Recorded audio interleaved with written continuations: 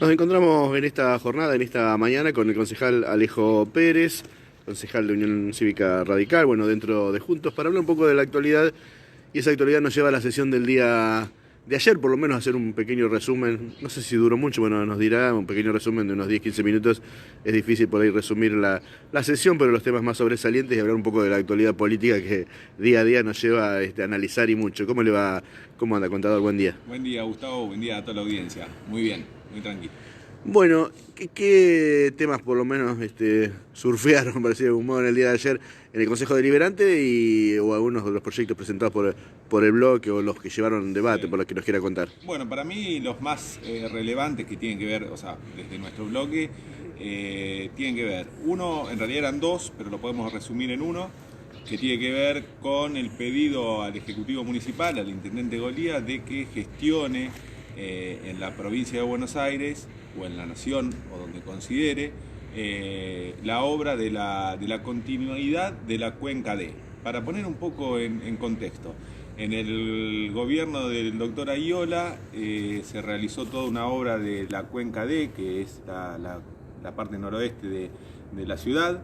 Se hicieron más de 3.500 metros de tubería, por supuesto enterrado en la tierra, y eso permitió aliviar todos esos barrios de esa zona Que se inundaba. Claro. Fue una obra realmente impresionante y histórica en la ciudad de Chacabuco. Eso se hizo en su momento con fondos provinciales que se trabajó y se gestionó con el gobierno de María Eugenia Vidal. Como fue en su momento la guardia del Hospital Municipal, como fue el ALA 3, también se hicieron ese tipo de obras en esa zona.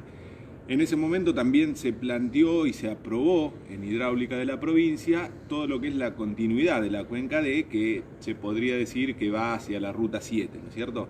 Es la segunda parte de esta obra. Eso está aprobado en hidráulica y lo que le estamos pidiendo al Intendente Golía es que vaya a gestionar estas obras para que las continúe, para que se continúen las obras públicas.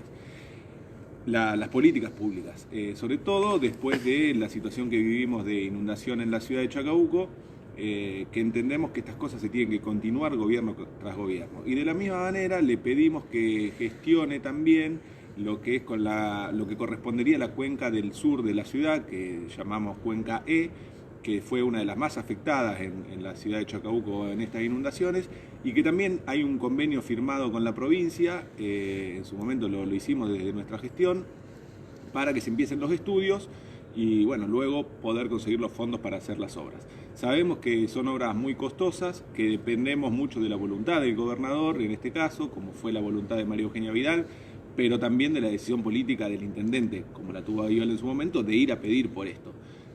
Así que ese fue el proyecto que básicamente le pedimos al intendente que vaya a hacer esas obras, y queremos ver a un intendente Golía gestionando para Chacabuco por esas cosas, porque son, a nuestro juicio, fundamentales para el crecimiento de Chacabuco, pero además para el día a día. ¿Se aprobó? Fue aprobado, hubo una intención del oficialismo de mandarlo a obras públicas, pero finalmente fue aprobado, y esperemos ahora ver al intendente gestionando eso y también ponernos a disposición desde el Consejo Deliberante, porque no dejamos de ser los representantes de los vecinos de Chacabuco, para que el intendente, con el pedido de todos los vecinos de Chacabuco, le vaya a pedir a Kicillof eso. Y si no lo consigue, porque puede que no suceda, por lo menos ver la voluntad de que eso se está haciendo. Por otro lado, lo que también le pedimos al Ejecutivo Municipal es que cree una guardia para todo lo que es el mantenimiento y limpieza de las bocas de tormenta y de las calles en la ciudad de Chacabuco. Nosotros vemos la ciudad de Chacabuco muy sucia, sobre todo en esta época también, que es una época complicada por las hojas y demás. La vemos muy sucia y vemos que las bocas de tormenta se terminan limpiando después de que llueve.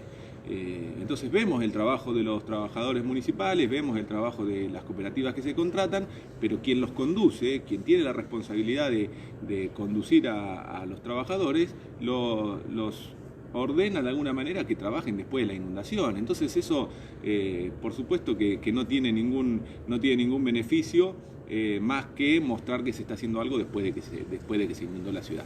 Sabemos que las lluvias fueron de un caudal importante, sabemos que eso puede traer algunos problemas, pero si sobre que llueve mucho, no tenemos la ciudad limpia, no tenemos las bocas de tormenta en condiciones, las cosas se complican mucho más y después tenemos que salir a armar un comité de crisis que por supuesto con muchísima buena voluntad de un montón de gente que participó e instituciones, y lo cual hay que siempre reconocer y agradecer.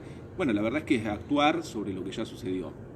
Así que el pedido es que eso se formalice, que estén en condiciones todo el tiempo y que en los momentos en que haya pronósticos de tormenta de mayor caudal de agua, que se refuerce.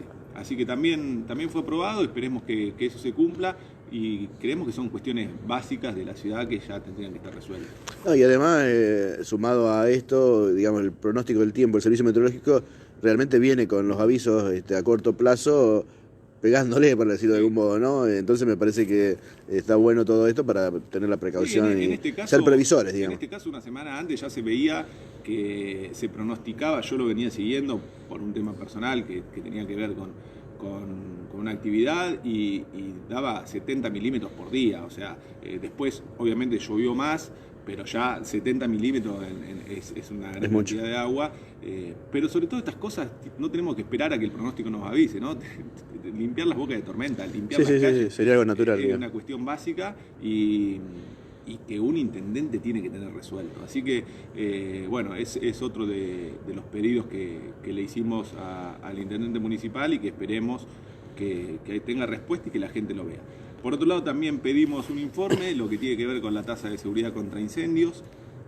Nosotros, en el año 2022, el intendente Ayola decidió entregarle subsidio a los cuarteles de los bomberos voluntarios de toda la localidad porque estaban en una situación muy complicada. Y yo decía un poco ayer que después agradecemos, reconocemos a los bomberos y está muy bien, pero estaría muchísimo mejor también reconocerlos con los recursos que le podemos aportar los vecinos. Entonces, decía, en el año 2022 se empezó con una entrega de subsidios mensuales a los bomberos y que luego el intendente, en ese momento Víctor Ayola, decidió plasmar en una ordenanza en el Consejo Deliberante para que a lo largo de los años, independientemente de quién sea el intendente que esté, los bomberos tuviesen ese fondo y no dependiesen de la voluntad de un intendente. Eso el año pasado fue aprobado, en el año 2023, mejor dicho, fue aprobado en el Consejo Deliberante, yo estaba en el Consejo Deliberante y hemos aprobado esa ordenanza, y hoy los bomberos voluntarios de Chacabuco y todos los cuarteles tienen por ordenanza de los impuestos, de las tasas que pagan los vecinos, una parte que se le asigna directamente a ellos. Que por supuesto no le resuelve del todo el problema, pero es de una gran ayuda. Lo que estamos viendo es que muchas veces, hoy el intendente Golía hace política de eso, diciendo que él le entrega esos recursos a los bomberos, cuando en realidad es una ordenanza y en definitiva los vecinos de Chacabuco son los que aportan para esto. Y por otro lado es una obligación del intendente Golía hacerlo. Pero además estamos viendo que hay retrasos en el pago a los cuarteles de los bomberos voluntarios de todas las localidades. Hay retrasos en el pago, queremos saber cuánto se recaudó y cuánto se entregó, y además cómo están repartiendo estos recursos en los cuarteles de todas las localidades, porque nosotros habíamos diseñado un prorrateo de estos recursos de acuerdo a las salidas que tenía cada uno de los bomberos, y bueno, la verdad es que no sabemos. Así que también un poco poner el ojo ahí en pos de que los bomberos estén recibiendo lo que le corresponde por ordenanza, no hay ninguna decisión del intendente en eso. Y también tuvimos un proyecto que tiene que ver con el área de salud mental del hospital municipal. Hemos recibido bastante reclamos, bastante quejas, bastante situaciones donde las personas por ahí se sentían abandonadas en ese reclamo o en ese servicio que tiene el hospital municipal. Sabemos también que es un área muy sensible, así que lo que pedimos es que los responsables del área nos vayan a explicar a los concejales cómo están trabajando, cuáles son los servicios que están prestando, y en todo caso ver en qué se puede colaborar para ayudar a que eso sea prestado de mejor manera. Tratamos de ser muy cuidadosos con lo que manifestamos en este sentido, porque sabemos que es un área sensible, muy delicada y que hay que tener respeto. Uno de los temas que llevó a debate fue el tema a nivel nacional, el tema de pensiones, la auditoría en realidad que el gobierno nacional hizo, y puntualmente le tocó a Chacabuco el día 2 y 3, creo, respecto a esta situación de pensiones para gente con discapacidad. ¿Cómo lo manejó el bloque? ¿Qué mirada tiene respecto a este tema? Bueno, el Gobierno Nacional decidió hacer auditorías sobre las pensiones por discapacidad y tomó, a nuestro juicio,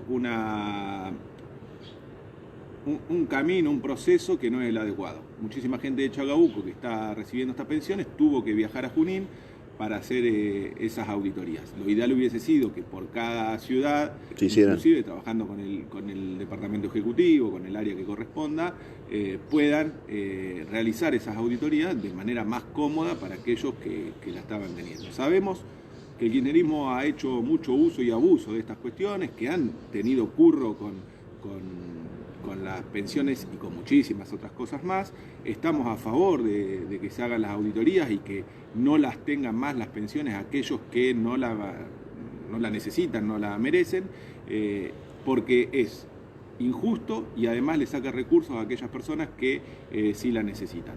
Entonces, la postura nuestra fundamentalmente es que se replanteen la manera en que se hacen las auditorías. Queremos que se hagan las auditorías, queremos que los recursos les lleguen a quienes les corresponden, pero no podemos permitir que la manera en que se hacen dejen en el camino a muchísima gente que sí las necesita.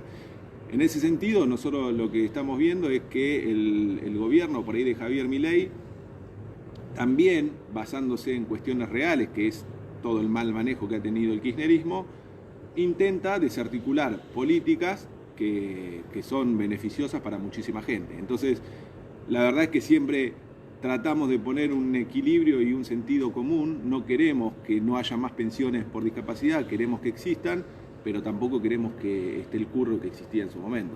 Entonces me parece que hoy por hoy la política argentina pasa por una situación en ese sentido. El kirchnerismo mintió y chamulló y robó con el lema del Estado presente, cuando en realidad lo único que hacían era presente para ellos. Y ahora el gobierno de Javier Milei parece que quiere destruir todo el Estado. Lo ha dicho Javier Milei puntualmente, que era el topo que venía a destruir el Estado, y nosotros lo que creemos es que tiene que haber un punto intermedio en eso, donde el Estado sea eficiente y pueda cumplir con las tareas que corresponde sin tener curros por todos lados. Y con el tema de Garrahan, más o menos, ¿tiene la misma postura, no? Lo que está sucediendo con el Garrahan. Es muy parecido, es muy parecido. La salud pública en la Argentina tiene que seguir siendo pública, se tiene que invertir en salud. Tampoco, te aclaro, que sucedía durante el kirchnerismo, porque también teníamos los mismos problemas. Pero yo creo que el gobierno nacional apunta mal el problema o apunta mal hacia dónde va la solución, y no puede ser que porque digan que tienen ñoquis dentro del Garrahan no se le aumenten los sueldos a los residentes o a los médicos. Hace más de un año y medio o un año y medio que ya están en gestión el gobierno de Javier Milei, y la verdad es que si se encontraron con un montón de ñoquis en ese año y medio, lo que tendrían que haber hecho en todo caso es sacarlos, claro. Pero no perjudicar a todo el funcionamiento del Garrahan, que como emblema de la salud pública del país es un hecho muy importante.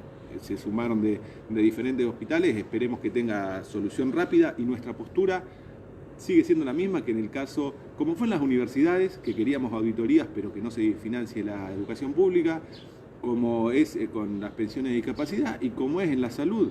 El radicalismo y mi postura... con las pensiones por discapacidad, Macri quiso hacer lo mismo, bueno, después terminó retrocediendo, ¿no? En el tema, la auditoría me refiero. Bueno, hay que hacerlas, las auditorías hay que hacerlas. Y cuando vos tenés un Estado que tiene que ser eficiente, tenés que controlar cómo invertís o gastás los recursos. Entonces, la postura nuestra va a seguir siendo siempre la misma, aunque hoy parezca que no garpa políticamente. Nosotros queremos una posición en la que se respeten las políticas públicas, se llegue a la gente, pero de manera eficiente y sin curro.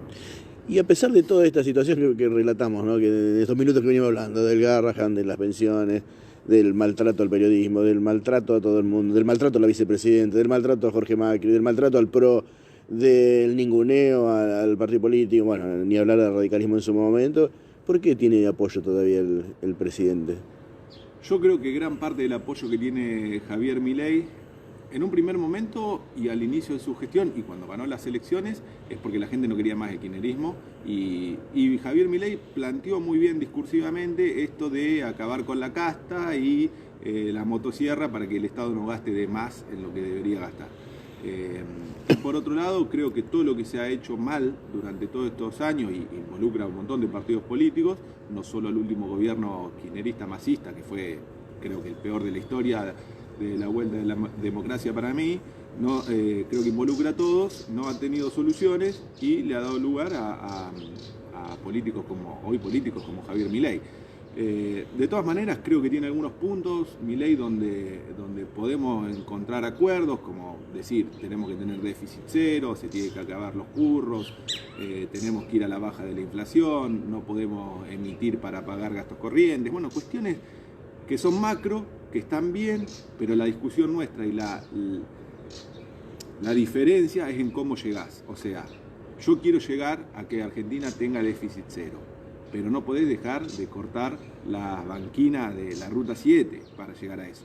Lo que hay que lograr es cortar los gastos que están realmente de gusto y tratar de que la Argentina produzca más para que los ingresos sean más elevados que los egresos y ahí no tener un déficit. Esos son, si querés, los matices o las grandes diferencias que tenemos o que yo tengo con el gobierno de Javier Milei, pero estoy de acuerdo en el rumbo hacia donde hay que ir. Después tiene una personalidad que yo creo que a la mayoría de los argentinos, inclusive a sus votantes o a muchos de sus votantes, no le gusta y que yo desearía que un líder no tenga para la Argentina. Pero bueno, son los momentos en los que estamos pasando en nuestro país. Creo que son circunstancias y que eso puede ir cambiando. Los momentos que está pasando el país nos va a llevar dentro de meses, en realidad, bueno, antes de lo que va a ser las elecciones de septiembre y octubre, que bueno, terminó siendo desdoblada, a un cierre de listas, de espacios antes, sí. Bueno, de acuerdos. ¿Dónde lo va a encontrar? Digamos, ha cambiado de la última nota que hicimos, que creo que también le pregunté, porque bueno, con todas estas diferencias se habla de un posible acuerdo, ¿no? Entre La Libertad Avanza, bueno, el PRO aparentemente con todo lo que ha sucedido, igual en provincia parece que están muy cerca de eso, o sea que si el PRO está ahí se termina alejando de Juntos, el radicalismo va a ir solo, también se va a sumar. Mirá todas las opciones que tiraste, ¿no? La verdad que hoy la política está en esa discusión. Yo te puedo decir de lo personal. De lo personal siempre quise que se reedite lo que era Juntos y mucho más evolucionado. Y a mí me va a encontrar, a tu pregunta, ¿dónde me va a encontrar? Donde esté el radicalismo, porque yo soy radical y porque voy a estar siempre en el radicalismo. Ahora, ¿qué puede pasar con alianzas electorales? Hoy la Argentina dejó de ser hace rato un país bipartidista y se conforma de frentes electorales y a veces frentes de gobierno. En el caso de las elecciones de la provincia de Buenos Aires, que se van a dar en septiembre, la gente tiene que tener en claro que en septiembre se va a votar legisladores provinciales y concejales municipales. Y que va a ser una elección provincial. En ese caso yo considero que la oposición tendría que hacer un esfuerzo para estar unificada en pos de tener un frente contra lo que es el gobierno de Kicillof, que es terrorífico en la provincia de Buenos Aires, y contra el intendente Golía, que en Chacabuco ha hecho de muchísimas de las cosas que se han avanzado, se ha retrocedido, y el camino que tiene hoy el intendente Golía nos va a llevar a lo que ya nos llevó en su momento cuando dejó la intendencia en el 2011. Entonces, en términos provinciales, yo creo que la oposición debería poder unificarse en un frente electoral. Pero no hay experiencias negativas en juntarse para ir contra un rival, digamos. Para enfrentar a alguien, nada más que por eso. Posición. Yo creo que los partidos no tienen que perder su independencia y que lo que yo creo que hay que hacer es lograr frentes que permitan ganar elecciones para tener después las mayorías tanto en la legislatura provincial como en el Consejo Deliberante. Eso sin perder la independencia que tiene cada uno de los partidos. O sea, el radicalismo no es lo mismo que el PRO y mucho menos no es lo mismo que la Libertad Avanza. Pero sí se pueden conformar frentes electorales para tener las mayorías después. Porque yo te voy a dar un ejemplo. En Chacabuco se votó una ordenanza impositiva que a los vecinos de Chacabuco los reventó. Y si la oposición hubiésemos estado todos en la misma línea, eso no hubiese sucedido. Aún con las diferencias que podemos tener dentro de la oposición. Eso por un lado. Otra cosa totalmente distinta es lo que van a ser las elecciones de octubre, donde el oficialista es Javier Milei. Entonces, en ese punto, creo que no sería bueno hacer estas alianzas, porque quien tiene que aliarse al gobierno de una manera. Yo creo que el radicalismo lo que tiene que hacer es apoyar lo que crea que está bien, que propone el gobierno nacional, pero plantarse muy fuertemente en cuestiones como las que hablábamos, que tienen que ver con la salud pública, con la educación, con las cuestiones de discapacidad y un montón de otras cosas. Entonces, si vos me preguntás hoy al gobierno de Kicillof y al gobierno de Kicillof, hay que hacerle una oposición fuerte, porque si no se llevan puesto todo. Si vos me preguntás ¿qué hay que hacer? ¿Hay que armar un frente electoral a favor de Javier Milei al gobierno nacional? Yo creo que no porque me parece que el radicalismo tiene otra función y es marcarle, acompañar en lo que está bien, ser institucional y democrático en eso, plantar sus valores y defender sus ideas. Y como te decía, acompañar lo que está bien y marcar muy fuertemente y oponerse a lo que está mal. No podemos ir a una elección donde después Javier Milei nos diga qué es lo que tenemos que votar. Eso no puede pasar. Si orgánicamente se da que el Partido Radical acompaña en un frente a la Libertad Avanza, ¿no lo disgustaría, digamos, esa situación? No. ¿Militaría por ese espacio? Yo no lo tomaría así. Yo creo que no es que el radicalismo en la provincia pueda acompañar a la Libertad Avanza, sino que lo que sucedería, si es que eso sucede, hoy no lo veo que vaya a suceder, si eso sucede sería que se une la oposición en contra de Kicillof. Poner al radicalismo acompañando a la Libertad Avanza me parece que es poner al radicalismo en un lugar menor, que no lo tiene, y mucho menos en la provincia de Buenos Aires. Así que no veo esa posibilidad. Hablando de ver posibilidades, ¿ve el peronismo dividido para la próxima elección? Lo ve a Massa por un lado, como todavía no se ha pronunciado, pero aparentemente iría como candidato, porque Cristina ya lo anunció, y Kicillof, ¿cree que el peronismo va a ir dividido esta vez? Primero lo que veo es una gran pelea de poder entre Kicillof y Cristina, entre la cámpora y el sector de Kicillof y el peronismo de Kicillof, eso complicando mucho la gestión en la provincia de Buenos Aires. Se han quedado sin presupuesto porque no se lo han votado los propios, se han quedado sin la ley impositiva de este año, tienen muchas trabas entre ellos mismos. Entonces esta disputa interna entre el peronismo y el kirchnerismo, o entre Kicillof y el kirchnerismo, o entre Kicillof y la cámpora, está complicando la vida de todos los bonaerenses. Esa pelea por poder le está complicando la vida a todos los bonaerenses. Dicho esto, y en términos electorales, la verdad es que no lo sé, no estoy adentro de la interna del peronismo, no me interesa estar adentro, pero sí, desde afuera lo que te puedo decir, y sin intentar meterme en esa interna, veo muchos ruidos que no sé si finalmente van a terminar coincidiendo. Pero históricamente el peronismo ha sido mucho más práctico, y la cámpora hace poco, después de que Massa dijo que iba a borrar a los ñoquis de la cámpora después le hizo la campaña Massa para presidente. Así que el poder camaleónico que tiene el peronismo y el kirchnerismo yo nunca lo subestimo. Lo que sí está dentro, no sé si interna o no, dentro del radicalismo, digamos, está en el radicalismo, y el único que se ha alargado o se ha lanzado de algún modo, ya, eso sí lo charlamos, le pregunté en su momento, pero usted dejó una duda porque dejó una repregunta que no se la hicimos en su momento, se la hago ahora. En ese momento dijo que lo que tuvo que decirle a Herrera se lo dije en privado, y públicamente sí dijo, dio su postura al respecto. Después, con el correr de los días, los corrillos hablan de que hay mucho enojo con la candidatura de Herrera. Se lo planteamos el otro día en una nota que le hicimos al propio Herrera, donde muchos le dicen que se muestra solo y no muestra un plantel, los candidatos, digamos, una lista. Sí. Y que eso se lo habrían cuestionado, y bueno, no sé si fue su caso, no lo hemos visto en algunas charlas o acompañando a Herrera a alguna localidad como lo están haciendo otros. No sé cuál es su posición respecto, y si nos quiere decir lo que le dijo en privado. No, lo que le dije en privado no, porque es una charla en privado que hemos tenido con él, pero no tiene nada de raro, digamos. Pero bueno, es una cuestión de respeto a nuestra charla y a nuestra relación, que no lo diría públicamente.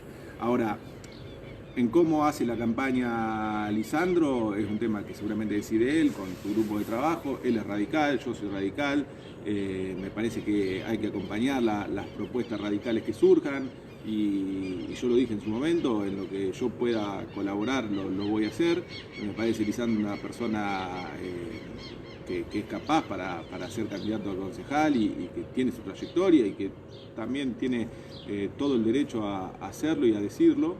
Y después la manera en que él desarrolla su campaña, la verdad que yo no estoy si queremos llamar, en la mesa chica de Lisandro, lo deciden entre ellos. Pero más allá de eso, creo que lo importante, y más allá de Lisandro en sí, lo importante es que podamos confluir todos a una mesa donde las ideas centrales y lo que queremos para Chacabuco sea el candidato y no tanto la persona. Me parece que eso sería lo ideal. Veremos cómo se dan en los próximos meses o los próximos días estas cuestiones y en el fondo esperemos que en este año tengamos buenas elecciones. Termino, ayer, digamos, como usted no me quiere decir lo que habló en privado, que está bien, me parece, y lo respeto, pero yo lo puedo preguntar. Sí, yo no por ahí revelar las fuentes tampoco, ¿no? Y charlando con un referente radical en el día de ayer, me decía esto, ¿no? De que Herrera está usando el comité como unidad básica, digamos, debería alquilarse un local, salir porque no es el candidato del partido, me dijo un radical. Todavía, entonces no debería estar haciendo charlas en el partido y demás como candidato. No sé si esto es así, si hay algo escrito, si hay algo o el enojo es de esta persona en particular que es un referente radical que me lo dijo en el día de ayer. Te puedo dar mi opinión. A mí me parece que el comité radical tiene que estar abierto para que lo usen todos los radicales que quieran hacer, que lo quieran hacer. Lisandro ha manifestado sus intenciones claramente y me parece que en todo caso, si hay alguna diferencia o alguna postura en eso que marcarle a Lisandro, creo que se tiene que hacer en el ámbito dentro del comité y me parece que no es para exteriorizarlo, son cosas, si querés, internas. No fue en una nota, pero dijeron yo lo pregunto. Yo no lo pienso, yo pienso que el comité tiene que estar abierto a todos los radicales que quieran participar, organizar las charlas y hacerlo. Por supuesto también que Lisandro también tiene que dejar claro cuáles son actos de campaña y cuáles son actos para fortalecer el radicalismo. Pero a mí, yo en lo personal no tengo problema con eso y me parece que es importante que el comité tenga movimiento. Yo abusé bastante de su gentileza, sé que tiene una reunión, pero le da la última porque tiene mucho que ver con usted, sí.